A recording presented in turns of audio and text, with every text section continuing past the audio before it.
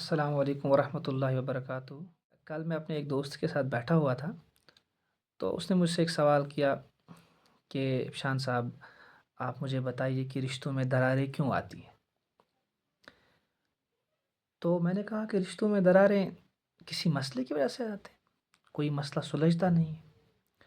اس نے پوچھا کہ یہ مسئلے سلجھتے کیوں نہیں ہیں؟ تو میں نے اپنے تجربے کے حساب سے اس کو جواب دیا کہ یہ جو مسئلے سلجھتے اس لیے نہیں ہیں کیونکہ ہم ان مسئلوں کی تہ تک نہیں جاتے۔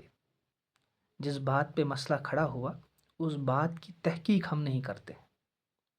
تحقیق کرنا بہت ضروری ہے کہ جب ہم تحقیق کرتے ہیں تو بات کی تہ تک پہنچ جاتے ہیں اور پھر ہم ایک اچھا فیصلہ کر پاتے ہیں۔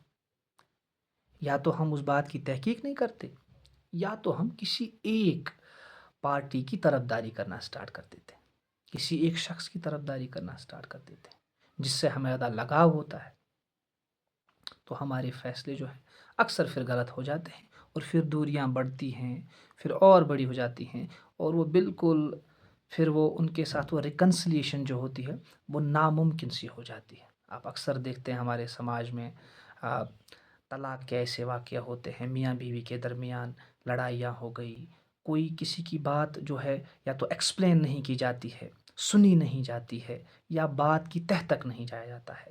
دوستوں کے درمیان بھی یہی معاملہ ہے، گھروں کے درمیان، ساس بہو کے درمیان یہی معاملے ہیں، والد اور بیٹے کے درمیان اسی طرح کے معاملے پیش آتے ہیں۔ تو میری گزارش ہے آپ سب سے، میں یہ نصیحت پہلے خود کو بھی کرتا ہوں کہ کسی بھی فیصلے تک پہنچنے سے پہلے میں اس بات کی جس پہ وہ مسئلہ ہوا ہے اس بات کی تہ تک جاؤں، اس بات کو دیکھوں کہ آخر کس بات پہ یہ مسئلہ کھڑا ہوا اور یہ دوریاں کیوں اتنی بڑھ گئی۔